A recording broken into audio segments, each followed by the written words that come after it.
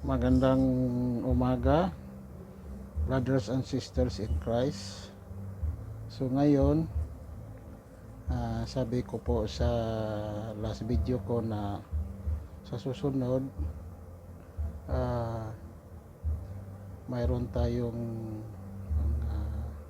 random or assorted na safety standards o laws sa ibang bansa, para hindi natin masasabi na yung safety na yan nasa atin lang, kung hindi lahat na bansa. Magka-diferensya lang yung standard nila. So huwag na nating patatagalin. So ulitin ko, magandang umaga po sa lahat. At sa kung may nanonood man sa video na ito, advance maraming salamat po. So bago tayo mag-umpisa, manalangin muna tayo, parang gabayan tayo kung ano mang sinasabi natin, katotohanan lang. Kasi honestly speaking, ayaw ko ng pag mangluloko tayo o mandaya tayo, ayaw ko ng ganun, kasi walang lugar yan sa Panginoong Hesus. So nalangin muna tayo sa ngalan samahan sa anak sa Diyos Espiritu Santo. Panginoong Hesus, salamat sa panibagong buhay na natanggap namin ngayong araw na ito. Bigyan mo kami ng katalinuhan na mag-share ako sa experience ko sa safety, para din makatulong sa mga taong nangangailangan at maiwasan din yung disgrasya. Lord, kabayan mo ako sa mga sinasabi ko, at bigyan mo rin ako ng lakas, at yung mga nanonood din sa video, para tuloy-tuloy ang pagsishare ko. Hinihingi namin sa pangalan ni Jesus ng Panginoon. Amen. Sa ngalan ng Ama, ng Anak, sa Diyos Espiritu Santo. Amen. So, brothers and sisters in Christ, sorry pag may magkamali man ako, dahil minsan magkahalo yung Bisaya at saka Tagalog. So umpisa Bisaya, pagkatapos Tagalog. Hayaan nyo na lang, yung susunod pa mga video, babawi din ako na pilitin kong magsalita ng Tagalog kahit nahihirapan. Sige lang.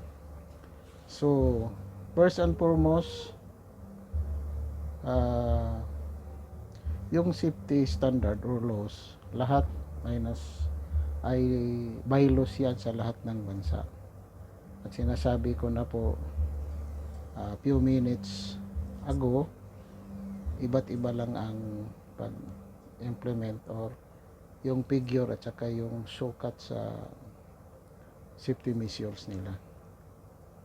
So example lang, halimbawa sa European, kung sa Pilipinas mayroon tayong PD 442, yung Occupational Safety and Health Standard.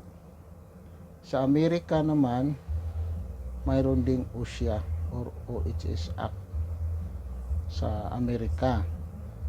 Ito naman sa Europe, mayroon ding EU OSHA. So European Union Occupational Safety and Health Administration. So kung dito naman tayo sa Amerika, United States, kung may makita kayong ANSI, yun yung basis nila, na depende sa safety or item na kailangan kang magbase sa ANSI, dahil nandoon yung standard. Example lang, halimbawa lang sa PPE, So with respect naman sa mga lahat ng bylaws sa larangan ng construction or general industry, manufacturing, Asia based din sa Amerika. Kung sa electrical naman, mayroon silang NEC, National Electrical Code. Mayroon naman silang, kung fire extinguisher ang pag-usapan, mayroon din silang National Fire Protection Association, yung NFPE. So kung sa Australia naman tayo, mayroon din silang tinatawag na HWS Act, meaning to say Health, Work and Safety Act. So kung ano man yung mga specific bylaws na yan, pag may time po kayo, pwede din kayo mag-research. Research lang pag may time. Kasi may kasabihan naman na continuous learning. Ha? May hinapon yan. Kalimutan ko na may hinapon. Pero sa kuan, continuously learn. Gimba kaisin na siguro to. Sorry ha kung hindi ko masyadong kuan ay pronounce ng maayos. At least kahit pa paano may idea din tayo. So kung sa British naman, may natawag din sila na Health SW Act of 1974, yung Health Safety at Work 1974, to yung sa British Standard. So kung example sa Canadian, may tinatawag na CCOHS, meaning to say yung CCOHS is Canadian Center for Occupational Health and Safety. So yun yung sa Canadian. Sa Japan naman, mayroon din silang tinatawag na GIHS, meaning to say Japanese Industrial Safety and Health.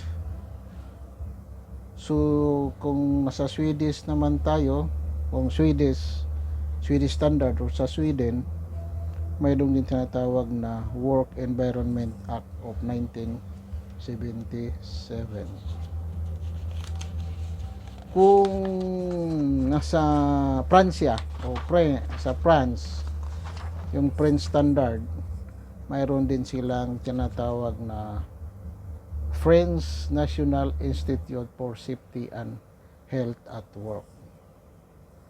Kung sa Germany naman, mayroon din silang tinatawag na Joint German Health and Safety Strategy, or may abbreviation silang GDE.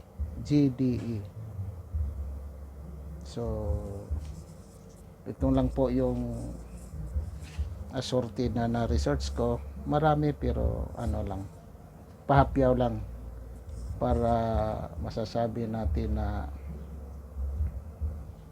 ang safety pala pangkalahatan, hindi isang kuan lang, hindi isang lugar lang, pangkalahatan ang safety. So sorry naman kung medyo magalaw yung video ko dahil umauga-uga yung inupuan ko.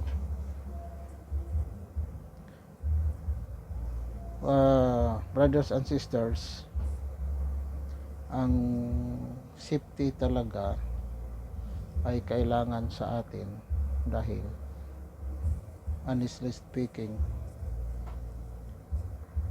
habang may buhay tayo, kailangan natin ang safety. Hindi tayo mabubuhay kung walang safety. Hindi lang natin binibigyan pansin dahil may kuan pa, kailangan pa ng education. Kaya kailangan tayong lahat,